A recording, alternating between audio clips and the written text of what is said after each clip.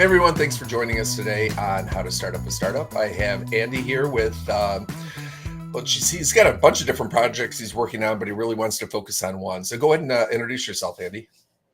Hey guys, I'm Andy Robbins. I'm from Cincinnati, Ohio, and I started entrepreneurship when I was 17, started a relationship app, and now I'm working on something called Personal Network CRM.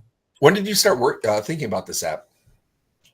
So it really happened. I've been thinking about it forever, but not really thinking about monetizing it. Because everyone has connections and everyone knows the importance of keeping those connections. And it really sucks when you lose one or if you don't follow up with someone. So I made myself an Excel sheet to essentially remind me to talk to people and to like keep up with them, who to say like happy holidays to XYZ. And I would always be adjusting it. And it was just something I did. And then I showed a few people what I did because they're like, how do you know so many people and keep those relationships? And I said, I just use this thing. And I got an offer for like $50. And then another guy offered me $50. And this was like a few weeks ago, probably like 2, 3 weeks ago. And then I was like, are you kidding me? And now everyone's like trying to buy this from me. And it was not sending emails or anything. And I'm like, you know what? I might as well make this into a product. So I got two of my friends, one who faces the same problem, one of the guys who actually offered to pay for it. And then I got my full stack AI engineer friend. And I prototyped the whole thing, did the whole front end, taught him how to do everything that he would need to build the back end. And we just started getting cooking like 2 weeks ago and doing it a little bit on the side. Oh, this is really brand new. That's awesome. Yeah. How long were you using the spreadsheet format before, Just a few months, like 2 months. And it just because through my other businesses, I've met hundreds of people and keeping up with all of them. And, a lot of times, if you remember, like in conversations you have with people, they ask for updates on something. And I don't think anyone ever really updates people when they ask for updates because it's so hard to remember they asked for that, unless if you wrote it down. And a lot of people do write it down, but I've seen people who have their GCals completely full from A to Z of like reminding to text certain people like at certain dates. And that's just so cluttered, so old. Were there any struggles or like tribulations in that whole setup process when you were, putting together your spreadsheet? Oh yeah, definitely. So getting all your contacts right, it's not an exact straightforward process. I had to figure out how to export my phone contacts and my LinkedIn contacts. And doing that and teaching people how to do it for our CRM too isn't necessary. It wasn't easy at first, but I was able to do it. I made some YouTube videos on it. I got problems because YouTube bans videos where public information is displayed. So I had to find a way to display fake information so YouTube wouldn't get like mad at displaying information.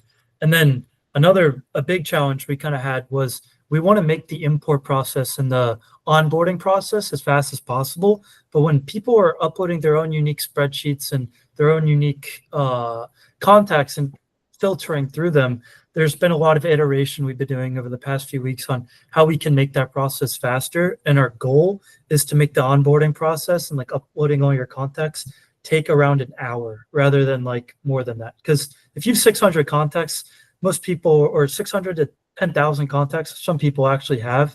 Sometimes it's better to just, they know it's worth putting in the time, setting up everything. Yeah. Yeah. I had to take a look at just my business contacts alone. I have 463. I don't even know how many my personal contacts are. We did make something, and we're actually working on it now. It's been harder than we thought to implement, probably because we didn't sketch it out before we started building and put it into our backends. Sometimes when you don't map the whole thing out first, it makes it hard to integrate later. But we made buckets of like different types of, like you can categorize people like in your networks because you have family, friends, you have score, plus you have the founders group, you have your business. And we made it pretty simple to filter people throughout those different groups. That was something we have been working on this week. What are some of the triumphs you've had in the past 2 months? So we really started. So the past 2 months, I came up with the idea and started doing the spreadsheet. Last probably 2, 3 weeks, we started like building it and like testing it internally. And we've just talked to a lot of people, and people like C-suite CEOs down to college students applying for IB internships. And Mhm. all those people have to manage a large network and have to keep up with people.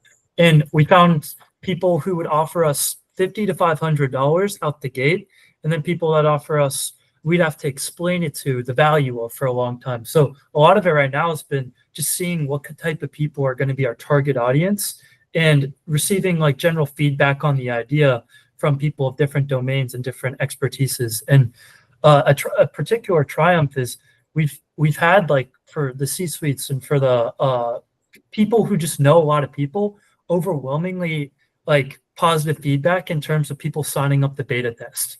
We were kind of every time we would mention it to someone, they signed up immediately. And I've done businesses where people said, "Oh, that's such a great idea," but they wouldn't really do that extra step of say, "Get me on it right now. I want it right now. Put me on the waiting list. Put me on that." Instead of like us telling them, "Do you want to be on that?" They're like, "Put me on it." And that type of feedback is a little validating when you're starting a business where it's like, I'll give you money right now.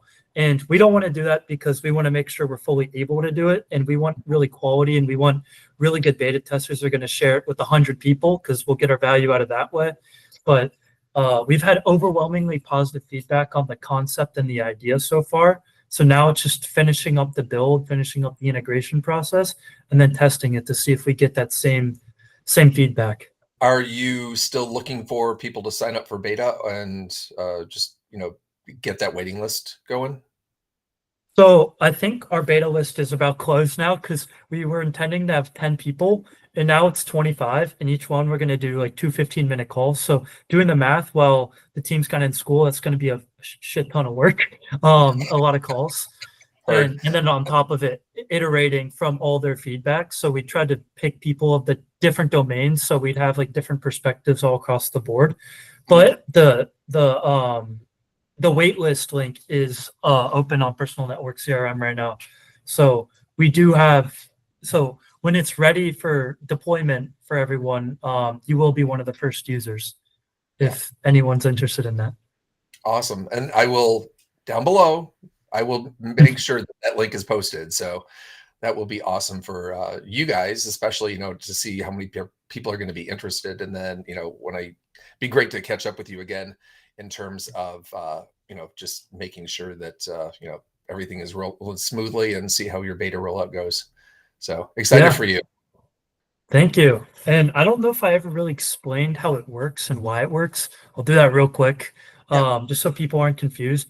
Basically, you either sign up for email or text or both, doesn't really matter. And you select a time, and every day we'll email you or text you at the same time with a list of whose birthdays it is and who you should reach out to based on the cadence in which you put each contact in. So if you say like every 2 months or quarterly or whatever you put biweekly, we'll put in those names so you'll know what to do. You'll be reminded of who you should reach out to.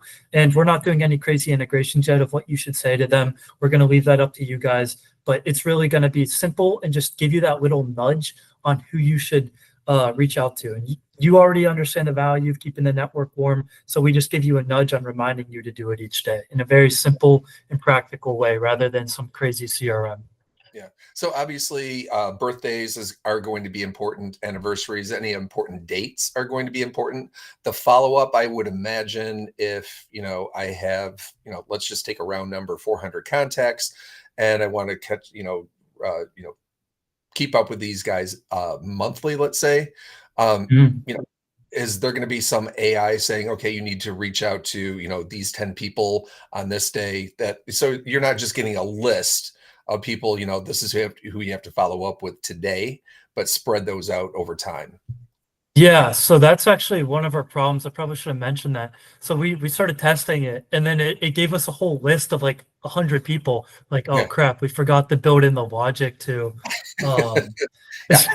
we forgot to build in that logic, but that is one of the things we're working on right now is building the logic so it can, like, based on priority level, tell you which person to reach out to, and we'll spread it out so it's an even number each day. But say you have 2,000 people in your contact list and you want to reach out monthly, that list might be long, but it's not going to be every single person like one day. It's going to be spread out. But again, if you have 2,000 people you want to keep up with, you are going to do it anyways or not do it. So you can really just filter through, say, I don't want this person, I do want this person. But yeah, that's one of our things we're working on right now as well.